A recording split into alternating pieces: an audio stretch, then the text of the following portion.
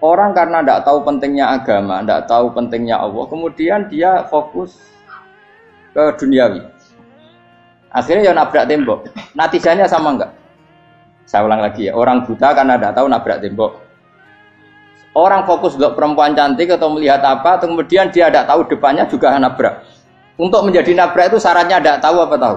Bisa dua-duanya. Tidak tahu ya sebabnya nabrak, fokus ke yang lain ya bisa. Maka tidak tahu ya sebab nabrak, fokus ke yang lain juga sebab. Nah mata kita, hati kita ini sudah dipenuhi hal-hal yang tidak penting, sehingga kita lupa dari hal yang penting. Kayak tadi kita mau minum kopi saja, fokus sampai meninggalkan anak main sampai jatuh. Berarti minum kopi sebenarnya tidak satu kebodohan, tapi ketika membiarkan anak kecil jatuh itu adalah kebodohan. Sebetulnya makan menikmati dunia itu tidak kebodohan, tapi ketika Anda melupakan Allah itu menjadi satu apa? Kebodohan. Ini disebut kamu jangan terlena oleh kehidupan apa? Dunia. Terus niki kalau mulai saking penjelasan gitu, kias Ali itu analogi kias ya, analog terus tenggene ilmu usul fikih itu ada kias itu kan kias aulawi dari bawah dikiaskan ke yang lebih apa? Atas. Ada kias setara namanya kias musawah setara. Ada kias fahwal khitab, maknanya ya orang pasti sadar kalau maknanya seperti itu. Sampean saya kira bedhe. Jawab mawon biasa mawon. Kudu ya pantes, pinter ya pantes jawab bae. Kulo bolak-balik ngaji menerangkan. Kita ini hidup itu menjadi tahu apa malah menjadi tidak tahu gara-gara hidup. Nah, aku mari ke goblok sih, ora oleh. Gara-gara hidup menjadi tahu. Yo, ora sing bener gara-gara hidup menjadi tidak tahu. Kowe goblok ku sebab apa? Sebab tahu apa sebab tidak tahu? Wes gak polling gak apa-apa. Ayo 02 sik pira sebab tahu. Ini yang syukuran. Awal. Hidup itu menjadi tahu menjadi tidak tahu. Oke, Mas. 01 ya. Oh. Menjadi tahu. Nah, hen tengah-tengah. Wong loro padha ora jelas ya, cara kowe. Ndak tahu. Berarti menang 0 piro. Biasa. Tawari ilmu hakikat ya. Jadi awal syaratnya jadi wali.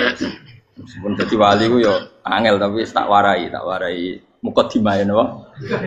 Jadi nak bar iki urung wali cek apa? Mukadimah. Nah, sekarang misalnya gini, saya mau minum teh. Berarti saya melihat teh. Saya minum teh. Karena saya fokus minum teh terus anak saya main di sekeliling saya, anak saya kecil misalnya. Terus jatuh. Saya ini dianggap bodoh kan? Bodoh kan, gara-gara mau minum teh fokus saja, membiarkan anak jatuh. Yang andai kan saya tidak fokus minum teh, mungkin anak saya terkontrol. Terus ngerti nak ada cilik kan potensi apa. Begitu juga dunia. Gara-gara kita delok babunan ayu-ayu, delok gemerlapi dunia politik, delok hal-hal yang enggak penting, akhirnya melupakan hal yang penting. Sekarang misalnya Allah itu Ar-Razzaq, pemberi rizki, Allah itu Al-Mudabbir sing ngatur dunia. Gara-gara Fauzi terus meyakini satu makhluk apa yang nyelametno Indonesia. Ini kan dari iman kepada Allah menjadi iman kepada itu tidak boleh sih. Iman ya mbek pangeran. Jadi dunia itu biasa wae ya. Oh, nomor manusia kok iso nentokno. Cuma ya tetap berorganisasi secara duniawi tapi tetap sih menentukan. Iku rungono tenan awas. Nah karena kita hidup maka menjadi tidak tahu. Kita tahu itu menjadi tidak tahu. Surungono sih, engkau nanti tak terangkan sekian dalil dari Quran dan hadis. Gara-gara saya fokus minum teh, terlena mau ngopi, wah sena isu-isu ngopi. Gara-gara terlena itu anak saya jatuh, menjadi tidak tahu. Begitu juga dunia. Makanya Allah sering memberi nasihat, fala taghurrannakumul hayatud. Kamu jangan tertipu oleh kehidupan dunia. Ibaratnya Allah menimpi direm, dat paling penting, paling pokok. Tapi kamu abaikan. Kamu bilang jabatan penting, teman penting, mitra pejabat penting, komunitas penting. Kamu sampai lupa bilang nah Allah itu lebih penting. Nah, ini sudah mulai kena hijab. Nah orang yang kena hijab ini nanti tidak bisa masuk surga. Karena Allah dengan duka marah besar. Allah ngendikan kalla innahum ar-rabbihim yauma idzil lamahjubun. Orang-orang ini nanti ketika di akhirat terhijab dari saya. Karena zaman yang dunia ora tau roh aku. Kenapa kok terhijab? Justru karena ada yang diketahui. Justru ada yang diketahui. Contoh paling mudah itu copet atau lonte atau koruptor atau apa saja.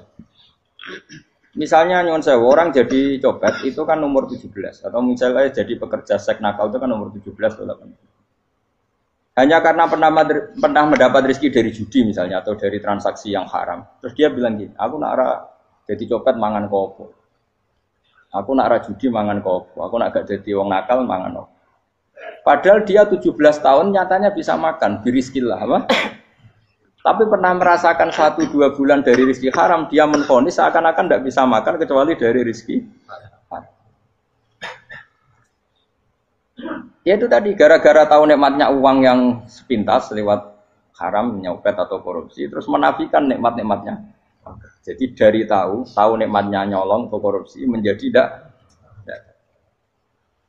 Makanya kalau dalam ilmu tasawuf itu gini Gifat walian, manusia sekarang itu tidur, kalau mati baru bangun. Jadi cara ilmu tasawuf itu anna sunyamun wa idza matu intahu. Mungkin ada yang hafal tapi ra paham. Jadi rata terang. Anna sunyamun wa idza matu intahu. Manusa kabeh sak donya iku turu. Nek mati lagi tangi.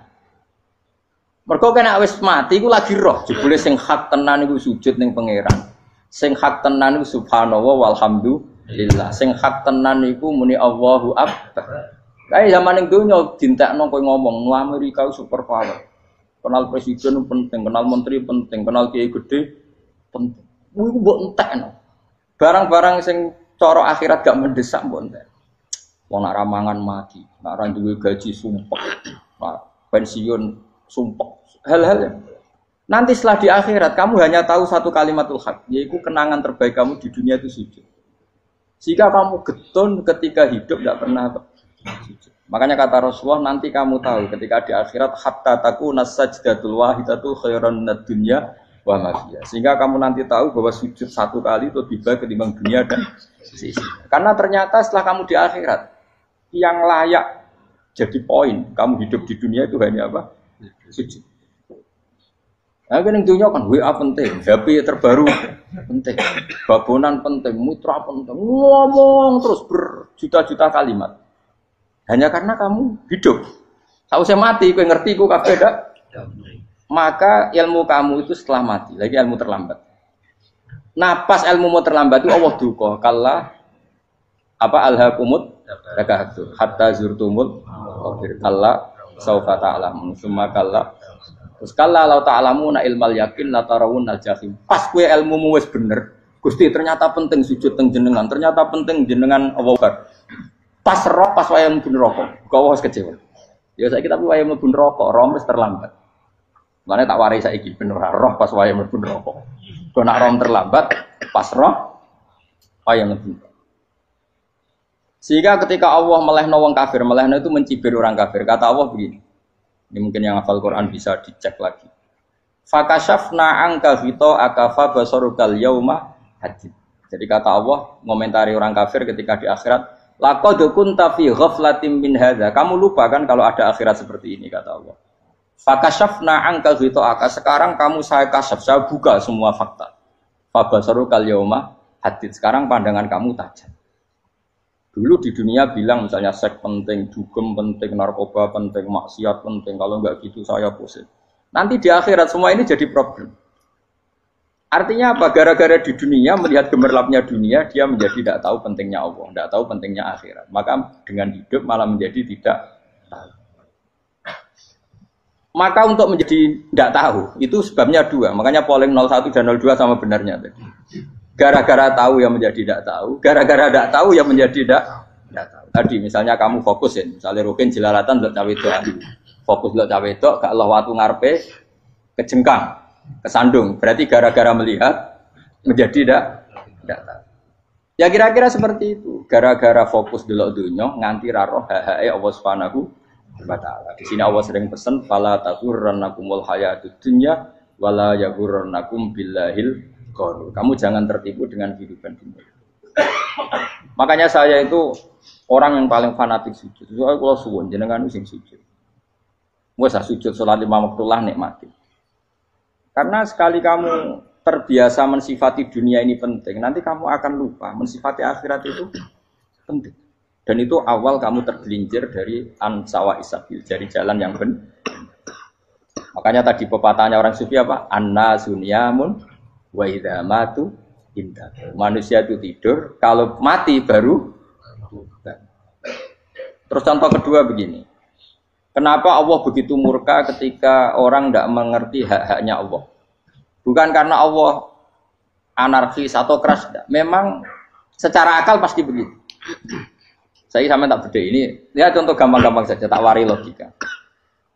Kalau ada orang buta lewat kemudian nabrak tembok, karena apa? Karena buta kan? Buta itu maknanya apa? Tidak tahu. Akibat tidak tahu, nabrak tembok. Ya kan? Karena tidak tahu nabrak tembok, karena tidak tahu terjatuh di sungai, karena tidak tahu terjatuh di jurang. Sekarang juga sama.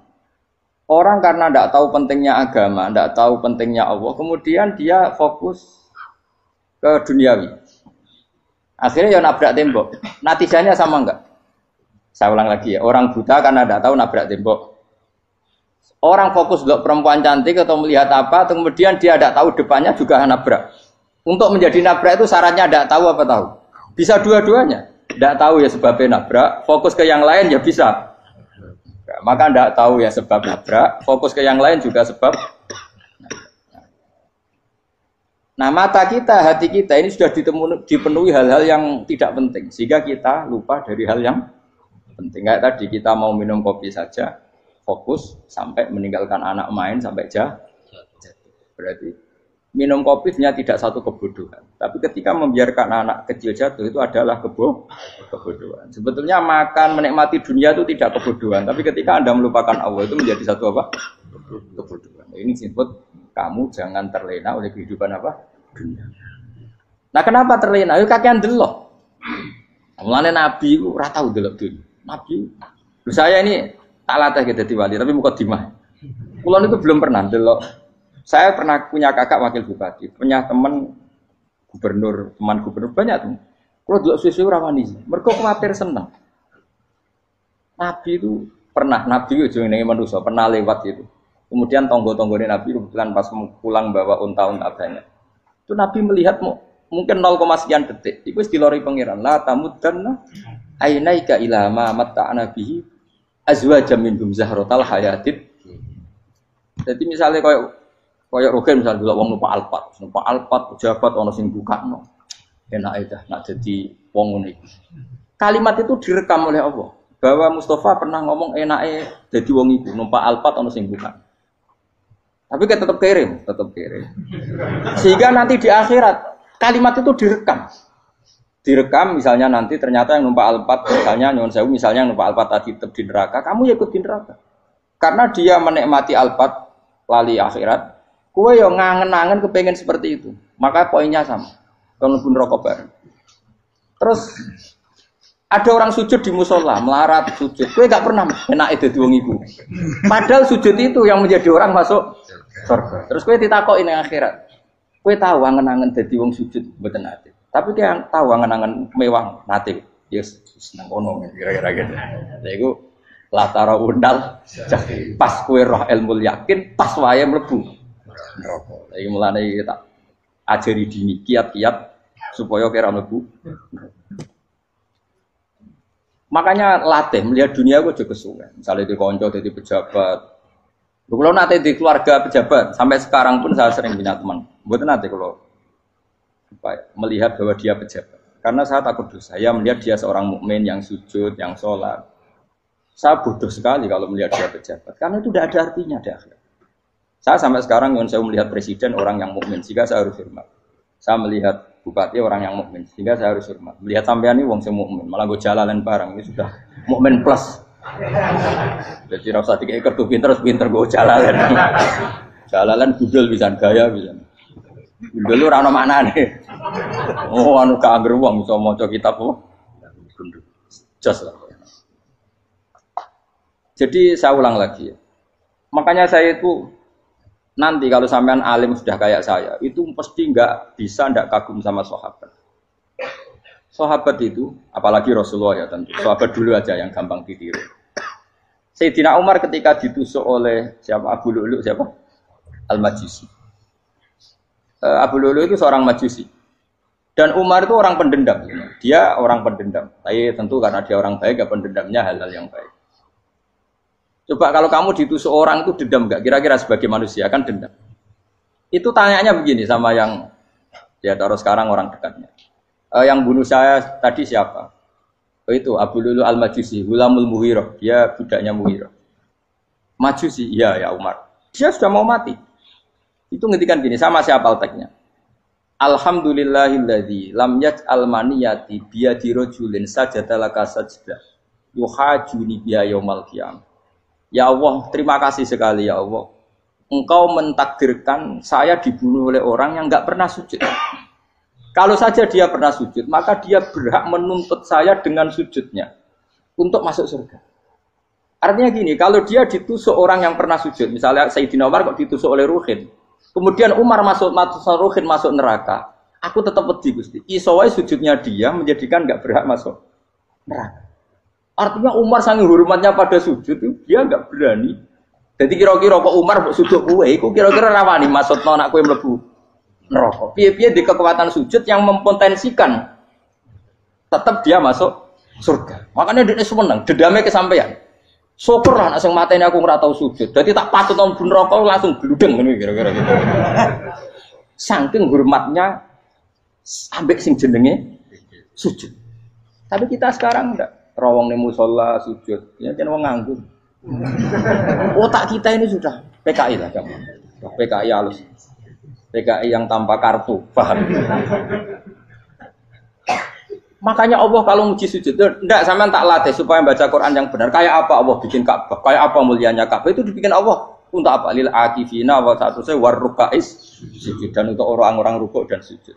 Ketika Allah menurunkan rezeki di bumi dan di langit, itu perhitungannya Allah mau sitok asli. Rabbana liyuqimus shalah. Faj'al afidatan minan nas tahwi ilaihim warzuqhum minasam. Gusti, ben nak sujud ku kuat. Piye-piye menungso nak ramangan ra kuat. Nak is kuat, diteno ku yo ben sujud. Liyuqimus shalah. Ketika Allah muji orang baik atau ibunal abidunal hamidunas saihuna satruse arraqiunas yang rukuk yang sujud. Karena tadi ketika nanti Anda di akhirat, kenangan terbaik Anda di dunia itu hanya sujud.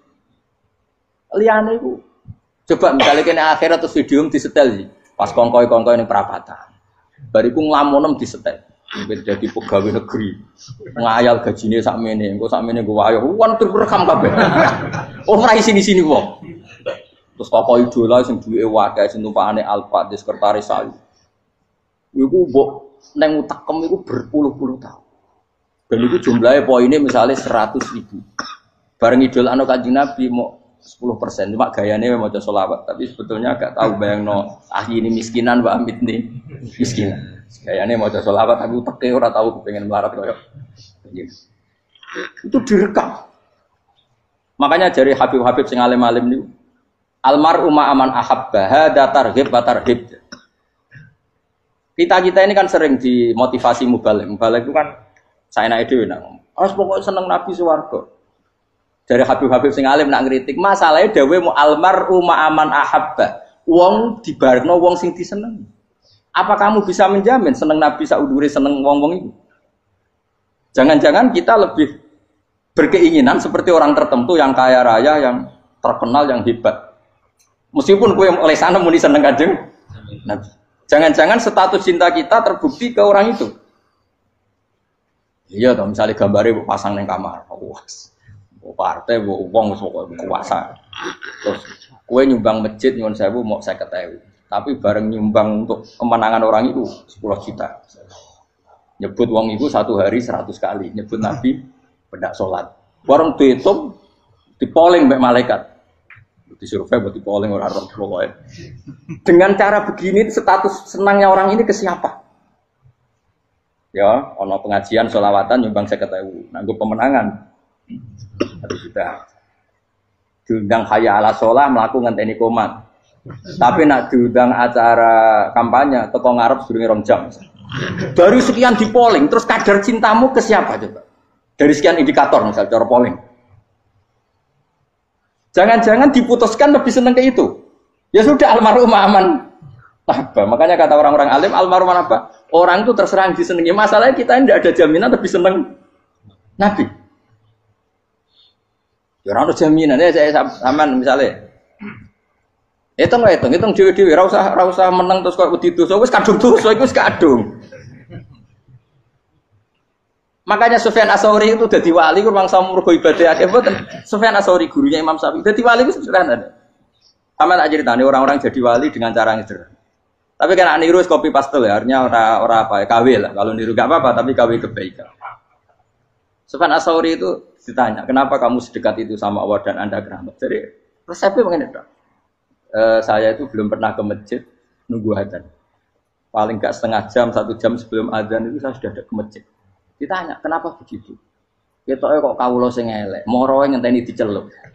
Terus ngerti nak wayahe yak ngono iku Allah nyelup. Misale saya punya candalem atau saya punya karyawan, tiap jam 8 itu buka toko. Nah, bayangno itu sih. Saya punya karyawan tiap jam 8 tugasnya buka. Selalu buka tokonya ngenteni tak panggil. Hen, toko buka, siap. Tapi besok yang ngono lagi, Hen jam 8 buka, siap. Tiap hari gitu, kira-kira kendaraan karyawan itu goblok apa sopan? Kira-kira enggak jawab ya? Goblok kritik enggak usah gitu. Nah, Sufyan Ats-Tsauri tidak mau gitu. Wong wis ngerti nek Allah ya mono wayahe manggil. Dadi ya kerja malu wis ning kono. Dadi nek Allah ayala salam pun Gusti. Ayala salam pun teng mriki. Iku sudah dadi wali. Oh, iku saya buat tiru tapi KW lho, enggak masalah, tapi ini kan resep, no. Lho mangkel lo gak kira-kira. Ono karyawan tiap jam 8 kon buka toko. Selalu marane ngenteni di pagi. Jadi wali dulu tuh punya cara muamalah sama Allah tuh luar biasa. Ya ora usah mbok tiru terus kemen dadi wali wis ra iso kadung salah. Biasa wae. Aku lah nganti saiki ya biasa wae. Aku mau masjid ngenteni mek komat ya biasa wae. Tapi aku kan iso dadi wali lewat jalur liya lah aku ya. Jalurku kan akeh. Mulang ya mari wali, sabar ning coba ya mari wali. Jane ana jalur fikir ya mari wali kan. Tapi kan loro, fikir loro. Jadi Imam Adil ya wali, di bojo judes iku wali masyhur. Ana wali ku baru kae di bojo judes. Jadi ya jalur dadi wali. Wo lebih ngeri lagi. Ngeri tenan nganti akhirat dijak wedi. Jadi anak jote wae gak. Para suami takut istri silakan baris, sing wis baris sing wedok. Pak Rene lho tetep moro-moro. Waktu bojo kegawangan ini akhirat bahaya, you know. Yes. Bahaya waktu bojo nganti kegawan apa? Masyhur jadi cerita-cerita wali guys. Biasa ulang lagi ya.